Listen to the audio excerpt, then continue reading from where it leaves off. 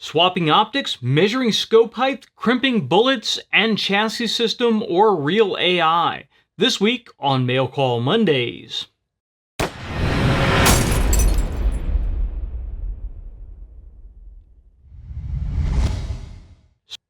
Mail Call Mondays is sponsored by Modular Driven Technologies. If you need a chassis system for your precision rifle, check out mdttac.com. I'm John McQuay with 8541 Tactical, and this is Mail Call Mondays, the show that answers your questions about precision rifles, optics, and equipment. Welcome to another Mail Call Mondays, and this Monday our first question comes from Ben, and Ben asks, when swapping one optic between many rifles to save money by only having to buy once, cry once, what's a good mount that will allow me to shoot it on multiple rifles without running into clearance issues or sacrificing cheek weld? Are AR-15s out of the question with ring height requirements? Thanks, love the show, been watching for years. Well, Ben, there are a lot of intricacies involved in the decision of what mounting system to go with if you are going to try to use one optic on multiple different rifles. Now, first of all, the one optic on several rifles is a very good idea if you really are stretching your budget. You already have several rifles that you want to be able to use, maybe for different purposes, one for hunting, one for precision rifle, that kind of stuff. And you really want a high-end optic. You don't want to sacrifice and going for that low-end optic. So having one optic that you invest a good deal of money in and swap between rifles is a great idea. Now, if you are swapping it between standard bolt-action type rifles, it's fairly easy. Then pick a relatively low mounting system that will still allow your objective bell to clear the barrel, and then just swap that one between the different rifles. You will adjust your comb height or your cheek pad on your different stocks to make sure you're good to go. Now, if you have one of the rifles that does not have an adjustable cheek piece, that will probably be the one that you go with, or whichever one has the highest comb that is not adjustable. That's what you'll use to determine the scope height, because you can always build the comb up on rifles. It's very difficult to get that comb lower without actually cutting up the stock. So bear that in mind. Whichever one has the highest comb at the lowest setting is the one that you will want to base the mounting system on. Now, when you bring AR-15s into the mix, that still holds true, because the AR-15 will probably have the higher comb than any of the other rifles. So if you are going to utilize it on an AR-15, or you're going to utilize it on a chassis that utilizes a full tubular handguard, then you're going to need to run a higher optics mount. When you run that higher mount, that's then going to require you to go back and make adjustments by building up the comb on the other rifles. So just because you want to put an AR-15 in the mix, it's really not that big of a deal. Now, another option, of course, is to tailor those other rifles to be able to accommodate a higher scope mount, which means going to something like a KRG Bravo chassis that we have set up here, where we can run, let me get it to the highest point, we can run this comb pretty high, and this is a relatively low-cost chassis system. So you really do have the ability to run this in quite a few different places. There are quite a few other chassis systems out there that will do that, but if you're really crunched for cost, then you can go ahead and just grab some foam and rigger's tape and stick it on there. We've got quite a few different chassis systems running around here that have a really, really wide scope adjustment, but I have a feeling you are probably talking about some of the lower end chassis systems or stocks, because you're talking about saving money on one scope and swapping it between them. So that's going to be my recommendation, is choose the mount for the AR-15 and then build up the combs on standard stocked rifles to be able to fit if you're going to swap that same mount between the different rifles. I try to shy away from doing things like putting a riser on the AR-15. That is another option. I don't have one sitting here on the bench, but there are quite a few different companies out there that will make Picatinny risers. It's basically a mount that will sit on the rail on top of an AR-15, and it has another Picatinny rail on top of it, so it's just raising everything up. And then you could use a standard scope mount like you would for a bolt-action rifle like this one here, and drop it on that higher Picatinny riser and raise that comb height to the point where you would be able to utilize it on an AR-15. I tend to shy away from those because you are adding a little bit of complexity and you're adding some things in there that can come loose and move around. They can be used in a pinch. They can work well. There are even some QD ones out there. I believe LaRue still makes one. There are a couple of other companies that make them that would then be a QD mount on there. So they are out there, they do work, however, they're just not my personal preference. Now, very often when we start talking about this, guys will also ask, well, should I go with a QD mount system or should I go with a standard cross-bolt type mount system? And my answer to that is it really depends upon how often you are going to be swapping that mount out. If it's a daily kind of thing, then I would probably go with a QD mount just to save from having to get the tools out every time you want to swap back and forth. However, if it's going to be something like every couple of weeks, maybe you're going to swap this optic on to another system, then a standard bolt mount or a standard screw mount will work fine. The spur mount that we have on this optic utilizes Torx screws, 4 of them to go through. And utilizing something like a Borka Tools mount or a precision torque limiter, a Borka Tools driver or precision torque limiter, then you can get very accurate return to zero swapping this thing back and forth. It's not perfect return to zero, but very close. So it's really not that big of a deal. If you don't want to mess with breaking out the torque wrench and breaking out the tools, then something like a Bobro mount. We've had very, very good return to zero with the Bobro precision rifle mounts, and they are just throw lever mounts, and the way that they are set up, really the mount doesn't allow much movement on the Picatinny rail before you even go to snap those levers down, so it drops in a very, very repeatable fashion. We have a pretty old video up showing our return to zero test on a Bobro mount, and we'll throw a link up to that. And it worked very well for us, but you are adding cost and you're adding complexity to the systems too, so you have to ask yourself, how much is that QD changeover worth to you?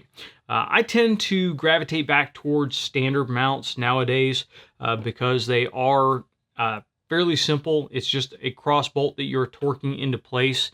You don't have to worry about lubricating levers or making sure that grit and dirt doesn't get in and start fouling them up. You don't have to worry about wear and tear on rails. There are some lever designs out there that will start to eat up your rails or start to cause wear on your rails when you get grit in there and you start opening and closing those mounts all the time. So again, something to keep in mind. I think you would probably do very well if you went with something like a spur mount on a top-end optic to the height that you need for your highest comb system, and then utilize that to swap back and forth. Our next question comes from Abimelech, and I hope I didn't butcher your name. He says, "Hi, 8541 TAC. How would I measure my scope height with a canted scope base and or rings? With a flat scope base, I normally measure from the center of the bore to the center of the scope. However, since now the scope is canted, where do I measure from? The objective, the middle, the back by the ocular piece? Thanks for the awesome channel. I really enjoy the show." Well, by canted, I assume that you mean you've got a forward or back cant, so something like a 20 MOA scope base. That does put your objective end closer to the barrel than your ocular end, so I can understand why that would cause a little bit of concern. What I will normally do to make things easy there is measure from between your rings. That's where it's going to be the most consistent point. Measure from that point to a notional center line on your receiver, which would be the center line of the bore of the rifle, and you're going to be good to go. That's going to get close enough that you're going to get dialed in on your ballistic formula and be okay. Realistically, if you measure anywhere along the tube and you measure from the center of the tube to the center of the bore, that's going to be close enough for your formula to be really pretty stinking close. I have not measured exactly what the variation is between scope height versus point of impact out at, say, 1,000 yards, but I can tell you that a little bit of offset back here does not make that big of a deal on the formula, so you don't have to get really crazy. So go from the center of your turret housing or the center of the scope tube somewhere in here near your mount, and you're going to be good to go. When you get out here towards the objective, it starts to get a little bit more difficult to find where the center of that objective is. And then when you get back here towards the eyepiece, it's again difficult to find out where the center of that bore is. So go right here in the middle. If you're on a Remington, I will usually measure from the gas relief port on the side of the Remington. The right side of all Remington 700s should have this little hole here. And that's for if you have an overpressure cartridge, it allows that gas to vent out the side. That is pretty close to the center line of the receiver, and you measure that to, if you have a horizontal scope cap, you can measure it to the gap on the scope cap, and that will get you very, very close. Or you can just eyeball where the center of the tube is and measure there. If you are not working with a Remington 700, then you can just measure from the center of the turret. A lot of times you will have a mounting screw here, which will give you a really good center point, and measure down to the center of the receiver, and that's going to get you good to go. So I hope that answers your question on that. Our next question comes from Jake, and Jake asks, might be a silly question, but can too tight of crimping or crimping in general slow down foot per second on a bullet? Jake, I haven't experienced that specific situation. However, it is definitely possible. I tend to refrain from crimping at all on precision rifle ammunition. I've even found that on my standard AR-15 ammunition, it's generally not needed. I keep that neck tension at 2 to 3 thousandths, and that is usually enough for any kind of setback in the magazine. Sometimes you might get a little bit of setback if that projectile is really driven hard into another one, if you have a malfunction, or if you've got a really rough receiver extension on AR, then you can get a little bit of setback or a little bit of, you can knock the bullet out of true a little bit, but increasing your neck tension is generally a better option than crimping. Crimping has to be done very, very carefully, otherwise you can cause all kinds of inconsistencies in the bullet. If you are running, say, a varmint bullet with a really thin jacket and a softer lead core, then you can definitely get your crimp set tight enough that you're deforming that bullet when you crimp it, and a deformed bullet might engage the rifling in all kinds of crazy ways, and you could actually have a slower muzzle velocity if that bullet is really deformed and mashed in there, and causing some strange reactions going down the bore. So really, I would just stop crimping altogether on precision rifle ammunition. If you are working with just plinking or blasting ammunition and you've run into a situation where you do need to crimp, then that's a different matter. But also, if it gets to the point where I actually really do need to crimp, I'm going to utilize bullets with a cannelure, which is that little ring that you see around the middle of the bullets, and then you need to seat your bullet to the cannelure, and you need to crimp on the cannelure, and that will give you better crimping tension without actually having to really mash that case mouth into the side of your bullet. So just think about that. Give it a try without crimping. Just increase your neck tension by either utilizing a smaller diameter bushing for the brass that you're using, or if you're using something like the Lee collet dies, which I really like, you can take the stem out of the Lee collet dies and you can polish that stem down a little bit narrower, and that will give you a little bit increase of neck tension when you resize with that die. So give it a try, but I don't like crimping at all if there's any way that I can possibly get around it. And finally, David asks, Remington 700-308 build with chassis or a Real Accuracy International AT-308? Well, David, I'm a real big fan of the AT-308, and first of all, because Accuracy International just really builds a hell of a rifle. The receiver is a very, very heavy-duty piece It will take a lot of punishment. The action is very smooth and very fast. And with the AT, you have a quick change barrel system on it. So you have one cross bolt that you can back out, and then you can spin that barrel out and slap a new barrel on it very quickly. So all those benefits really raise it above a Remington 700 with a chassis system. Now, if you are looking at a Remington 700 with a chassis system, now you're talking about a lot of variables in there. Are you going with a top-end Remington? Are you going with a bare receiver and then building it up, having a smith true it up and put it together? Or are you just grabbing something like a SPS varmint and throwing it into a chassis system? So the quality is all over the place. I can tell you that the resale value on the Accuracy International is going to be higher than the resale value on a custom rig built on an AI chassis, but your entry price is going to be a little bit higher depending upon if you're comparing a full custom rifle or just a barreled action dropped into the chassis. My suggestion, though, really overall is if your budget can afford it, go with the AT. Accuracy International has not paid us any money to say this. They'll send us rifles every now and again to review. I have my own personal Accuracy International that I have paid my money for, that I really enjoy shooting.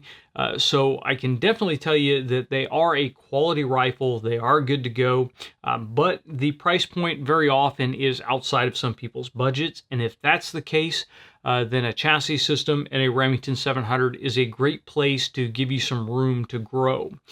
With the AT308, there's really not anywhere that you need to grow to. You can replace the barrel with a more game-friendly caliber if you want to compete.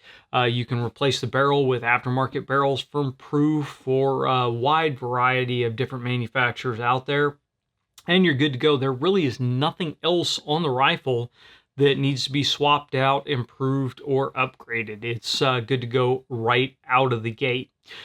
So that's my general opinion on it. Hopefully that helps you out in something to look for, but I can definitely recommend the AT308. I shot the Oregon Sniper Challenge with AT308 that was loaned to us by Accuracy International, and it worked absolutely perfectly at that match. I had no problems at all with it. So that's it. Hope that helps you out. And that's all for the questions for this Mail Call Mondays. If you guys have any questions you'd like to see us covered on the show, please put them down in the comments section below or send them to us on Facebook or Twitter. If you're listening to us on your favorite podcast app, you can send questions to us at 8541tactical@gmail.com. If you like the video, make sure you like, share, and subscribe.